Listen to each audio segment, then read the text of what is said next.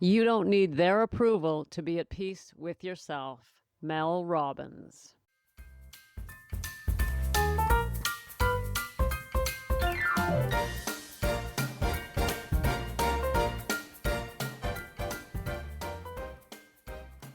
Hello, gals, and welcome to Sober Living Snippets. It's Monday. It's snippet time. Let's do this. I'm Becca Jacobson, and here on Sober Living Snippets, we learn how to live alcohol-free so we can heal our relationships, feel youthful again, and ditch regret and shame. We are in the midst of a book study on Mel Robbins' book, Let Them. Let Them. Do you have your study guide yet? Do you have your study guide? Gals, I made you a study guide. It's in the show notes. You can go and grab it and follow along. I put in there some key quotes, the theme for each week, and reflection prompts.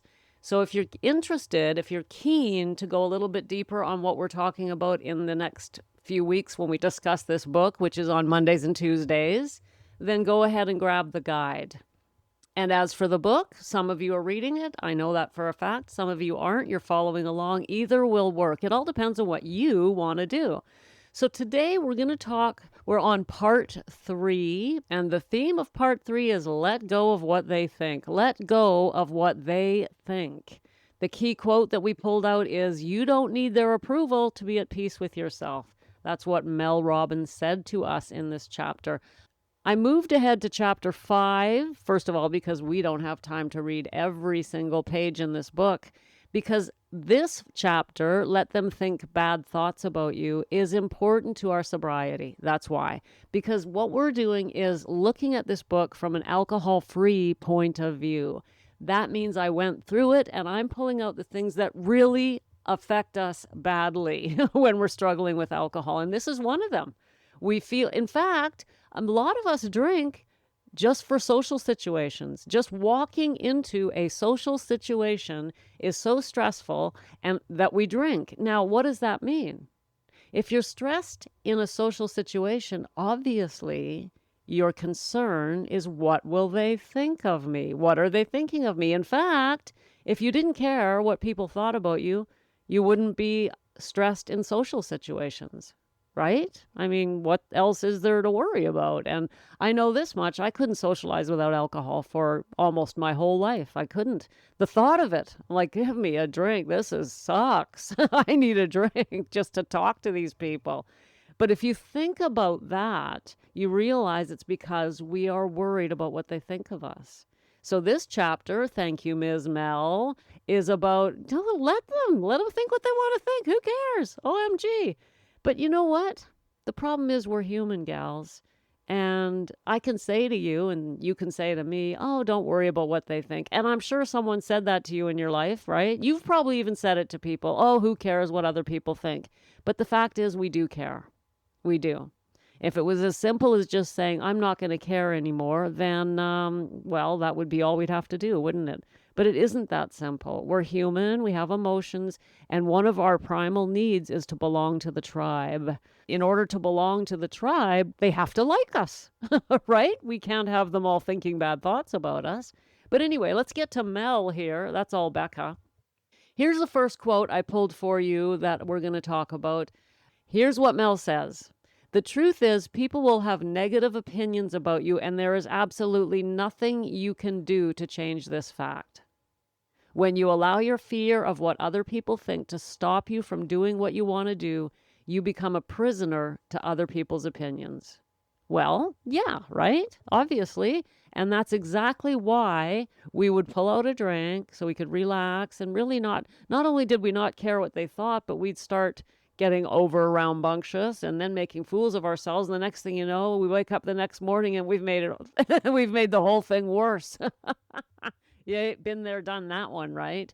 Listen, not to make light of this at all. Ms. Robbins does give us a way to use her theory to follow through on this. She doesn't just say, there's nothing you can do to change it, so deal with it. And she says, here's what she says about the let them theory. Quote, the let them theory was a gigantic wake-up call for me. I knew that I was worried about other people's opinions, but I had no idea how big of a problem it was until I started saying, let them judge me. Let them disapprove. Let them have their opinions. Let them think bad thoughts. Let them talk about me behind my back. And continuing, she says, instead of overthinking every move you make, what if you just let them think whatever the heck they want to think? And then she continues, it's life-changing to free yourself of this burden. Remember the fundamental law of human nature. You can't control what another adult says, does, or thinks. Try to, and you'll regret it. The more you let them think what they want, the better your life gets. Well, gals, what do you think of that? I think it's beautiful. I think it's beautiful. And as always, we can refer back to Mel's famous phrase, just let them, right? But how do we actually do that? How do we walk in a room, we're sober, we're not drinking, and we're nervous, we've got social anxiety, and even when we say to ourselves, okay, let them think what they will, our tummy's still in knots, our heart's still fluttering, we're still sweating. It's a nice idea to just say let them, but there must be more to it than that. Otherwise, we'd all been cured of this a long time ago, wouldn't we? So I guess we better dig a little deeper in the book. Surely Ms. Mel has something more to say about this.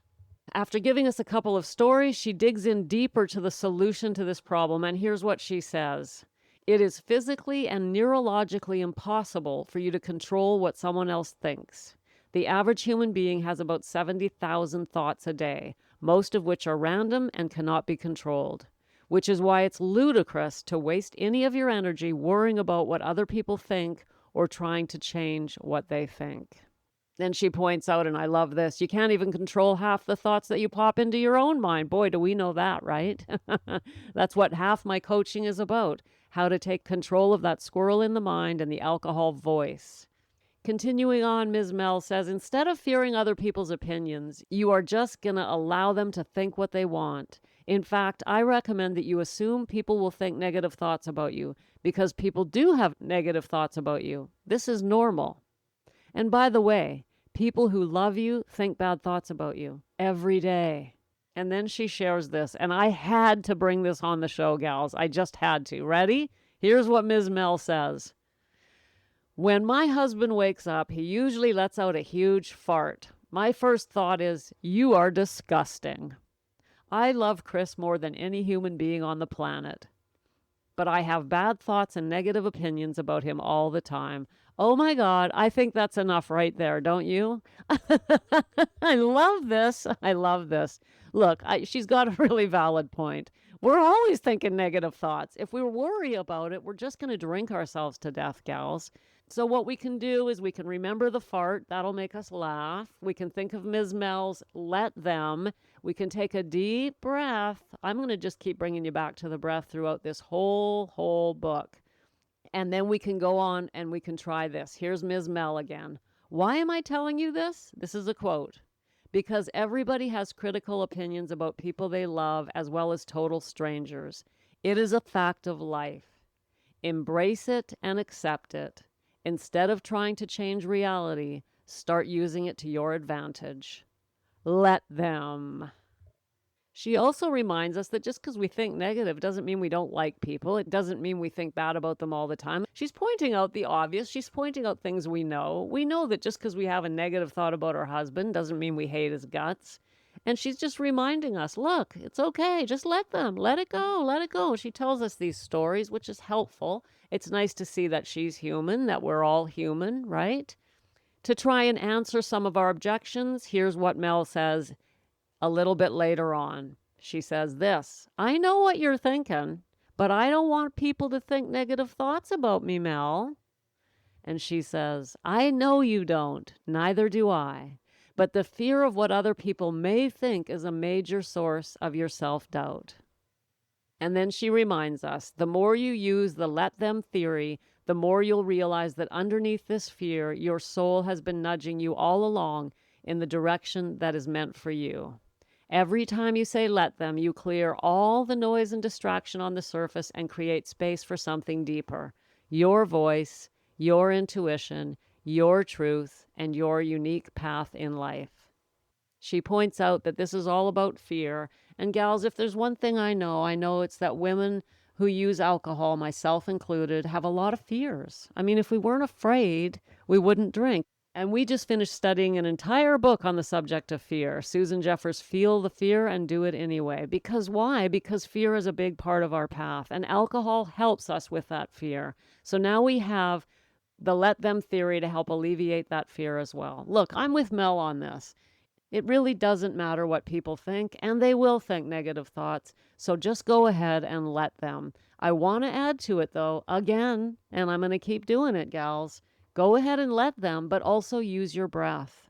When we feel any kind of nervous system upheaval, take that deep breath. Take another one, and then another one. Pause, breathe, remember my voice, hear Mel's voice saying let them, and move ahead. Remember Mel's husband farting. That'll help. Every time you get nervous, just think of the fart. There's nothing like humor to break up a little bit of nervous anxiety. But in all seriousness, gals, I think we know that as mature women who've been around a while, I think the one thing we know is that it's pointless to care what other people think about us, despite the fact that it's really hard not to. We're human, and we do need to belong with the tribe, because if they kick us out, we could starve to death. Or at least that's how it was back in the day. Well, Mel, thank you so much for reminding us that it doesn't matter what other people think about us, and for reminding us that we can just let them and get on with our lives. And gals, for those of you who are on this alcohol-free journey and feeling a little bit nervous, a little bit worried about what people think, Mel is here to remind you, just let them. And I'm here to remind you to take that belly breath and get the nervous system calmed down, and you'll be okay. I'm also here to remind you that alcohol won't help. In fact, as I pointed out earlier, all we end up doing is drinking too much, making a fool of ourselves, and giving them a reason to talk negative about us. And that's the last thing we need at this stage of the game. Gals, thanks for popping in. Tomorrow we're going to continue our study of Mel Robbins' book, Let Them, by moving on to let them feel what they feel. Today it was let them think what they think. Tomorrow it's let them feel what they feel. And I will see you then. If you don't have your guide yet, you can grab it in the show notes. See you tomorrow. Thanks for popping in. Be sure to come back tomorrow so we can keep your head on straight. Sending you buckets of love.